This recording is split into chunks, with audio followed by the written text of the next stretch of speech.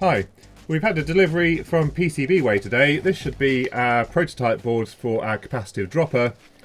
So here's the PCB and everything on it looks really nice. I ended up ordering it in blue with the hot air solder leveled finish, but a quick reminder that PCBWay do offer quite a wide variety of different colour PCBs these days, including this nice pink over here and this really nice looking grey. I need to come up with a high-end design, I think, that will suit this really nice grey, because this looks really fancy and quite unique. Now, I did do some of the text here as an experiment in copper and then exposed it through the solder mask. So we've got some text here that's quite small actually, and it's come out with quite a lot of detail. That looks really good, and obviously this is much more hard wearing than the silkscreen printing on here. It is possible to abrade this off, or even some chemicals can eat it away. So if you need something that absolutely needs to be robust, it looks like putting a text layer in copper and then taking away the solder mask in that area seems to work quite nicely. The only thing I've noticed here is that the holes for this fusible resistor are possibly on the small side. I'm not sure. Normally the fusible resistors have slightly thicker leads, and well, if it won't go through the hole, basically I'll solder the resistor to the pad instead. But I've had a delivery of tons of components, so we should be able to get this PCB soldered up now.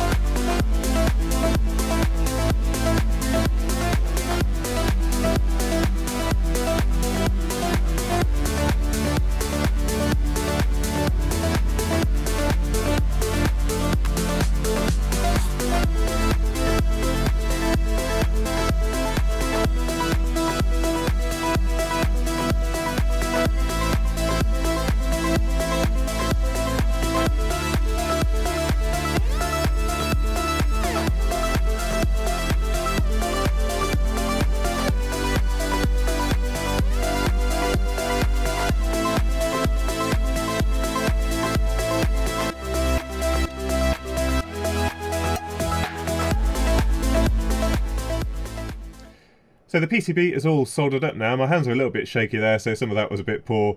It's nearly lunchtime. All I've had is a coffee this morning. So kids, make sure you eat your breakfast. It's good for you. The only thing you'll see I've missed off here is the supercapacitor. That's actually the most expensive component on the board. I think all of the components on here have come in total at about $1.70 from LCSC. So pretty low cost parts here. Just that supercapacitor I had to buy from DigiKey. For about almost £3, I think, so that's the expensive part. What we'll do is we'll hook this up to the isolation transformer, and we'll also connect it to the picoscope with various probes so that we can see exactly what's going on the board when we power it up. But just a warning, obviously this is a non-isolated supply. Also it's powered from the mains, so we do have to be careful with what we're touching, and if you are building something like this, make sure you know what you're doing.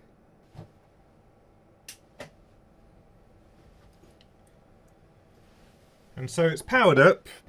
According to the power meter, we're using quite a bit of power. Let me just grab the thermal camera just to see if anything's getting hot. And it looks like the Zener diode is getting pretty warm there. Let's power it off. And yeah, I fitted the wrong capacitor here. This is a 1.5 microfarad capacitor, which means we're putting about 108 milliamps through the Zener diode, which is way more than I'd anticipated.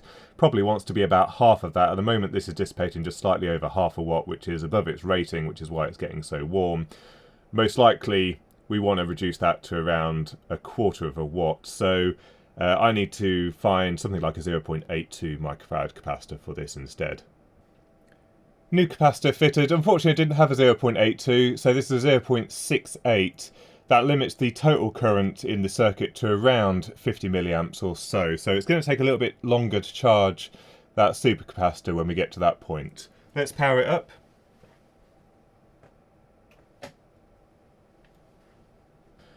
So that looks much better. If we look at the power meter, you can see we're drawing about half the amount of power, 0.53 watts from the mains. We'll just quickly check the temperature as well. And we're reading about 57 degrees C or so. So that Zener diode is a lot happier at that temperature. In the background, we've got our current waveform in yellow and the voltage waveform from the mains in green. And what we can quite clearly see is the current waveform is leading the voltage, which is typical for a capacitive circuit, and that probably means we've got a really terrible power factor. Let's select that on the power meter, and that is reading 0.04. So yeah, truly terrible power factor here from a capacitive dropper. So what I want to do is just apply some loads to this board and see what the efficiency is like. We'll just carefully probe the 3.3 volt rail to make sure that we do have the 3.3 volt output. And yeah, in red that's showing about 3.3, and here's our Zener regulated 5.1 volts. I've now attached a 120 ohm resistor to the 5.1 volt rail here, which represents a load of about 42.5 milliamps. That's just over 210 milliwatts. But what you'll notice is obviously the mains voltage is going up and down as it fluctuates throughout the day, but the current being drawn from the mains is pretty much exactly the same as when we had no load resistor. And what's happening is the current that was previously being shunted by the Zener diode is now going through that resistor. So what that means is this circuit can basically go from being basically 0% efficient to the maximum efficiency we can get, which is by dumping all of the power into the load. It always draws the same amount of power from the mains. So these capacitive dropper circuits are particularly inefficient in a design like ours where, for example, on the receive side where we might have wanted to draw close to 200 milliamps, when we're not using that load it has to go somewhere, and that is in the Zener diode. It doesn't decrease the load seen by the mains. Right, so I've now hooked up the LoRa board, and we've got to be particularly careful because all of this is floating around at mains potential. For those who expressed concern, in the final design I'm going to be using a PCB trace antenna, and all of this is going to be enclosed, so it's not like there's going to be external antenna connectors that people can touch. It's all going to be enclosed within a box. But during development we do have to be very careful, and the isolation transformer can help with that, but it doesn't completely get rid of all danger. Now, we haven't got the supercapacitor in place at the moment, so what I'm going to do is I'm going to stick the differential probes on the 5.1 volt rail here. Right, so we've got our 5.1 volt rail here in red. Let's slow down the time base. And what we're going to try and do is trigger a transmission on the LoRa board. I think what will happen is the voltage rail will collapse, and then it'll probably reset the LoRa module. So let's try and send a LoRa packet. And yeah, it dropped right down and browned out and didn't manage to send the LoRa packet. So let's put in the supercapacitor and we'll see how long it takes also for this to charge up.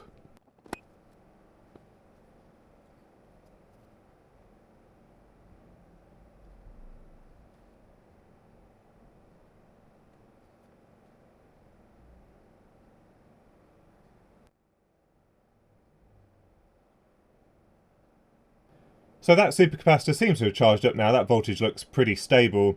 I have noticed there's a slight offset with this mixed-sig differential probe that I'm using here, so it's making this look very slightly higher than it actually is. But that's looking pretty stable. The power factor didn't change throughout all of that, so it seems to remain at that 0.04 or so no matter what the load is on the DC side. Let's try and do a LoRa transmission now.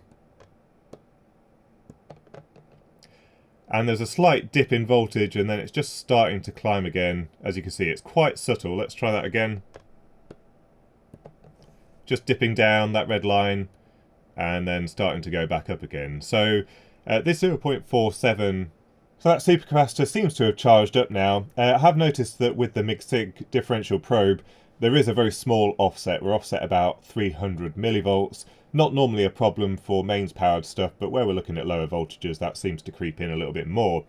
But let's try and do a LoRa transmission now. So we'll send a packet, and if you look at the mean value at the bottom, you can see it just drops a little bit and then starts to climb up. That's with the 0.47 farad supercapacitor.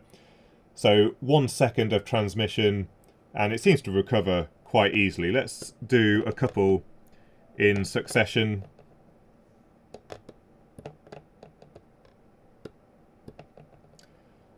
So that's a few in a row, and we don't get below probably about 4.8 volts or so. And obviously we've got a LDO on the board here, which is providing the 3.3 volt rail for the LoRa chip and the PIC micro. So in fact, that's absolutely fine for this design. In fact, 0.47 farads is probably a little bit much, as we can see, because we don't intend to be transmitting that often. So that seems to work quite well. One thing I did notice is basically that whole time the power factor didn't change at all while it was charging the supercapacitor, and the load didn't change either. So that does prove that basically all the power that was going to go into that Zener diode is now going into the supercapacitors and into the LoRa board. So that's the capacitive dropper circuit. In fact, it's not powered from the mains at the moment. This is just running off the supercapacitor. But what we can see is this does actually work quite well in this design. It's able to supply all the power that's needed by the LoRa board, and the supercapacitor basically fills in the gaps needed for the actual LoRa transmissions. And I think we would struggle to actually deplete the charge in that supercapacitor to the point where the LoRa board browns out. So it seems to work quite well. The main problem with it really is the efficiency. So no matter what the load is, whether we're transmitting or not, we draw basically the same amount of power from the main. So it's fairly inefficient, basically drawing that kind of half a watt all the time. And also the power factor is pretty terrible. It didn't really change from that 0.04. But other than that, we could quite happily implement this as a design. There might be a few things we'd want to add here. I think I'd probably add a proper fuse and also a metal oxide varistor. I don't think we would need anything like a common mode filter or anything like that. Looking at the waveforms, they're fairly clean. There's no high frequency content or anything like that. So I think this does a pretty good job on its own. But what we're going to do is, in the next video on this, we're going to look at a different design, because what I want to do is compare various different circuits that we could use, look at the benefits and downsides to each of those. One of the benefits here is actually the cost. Other than that supercapacitor, this is pretty inexpensive. The supercapacitor was about, I think, £2.70, but it looks like we could get away with a smaller capacitor, because this one didn't really dip in voltage when we were doing the transmission, so we might be able to save a bit of cost there. But it looks like basically we could implement this power supply for about $4, maybe $5, something like that. So really not too bad for a power supply, but let's see in the next video if we can improve on that and if we can improve on the efficiency. So if you've got any thoughts or comments, don't forget to leave them in the comments section down below.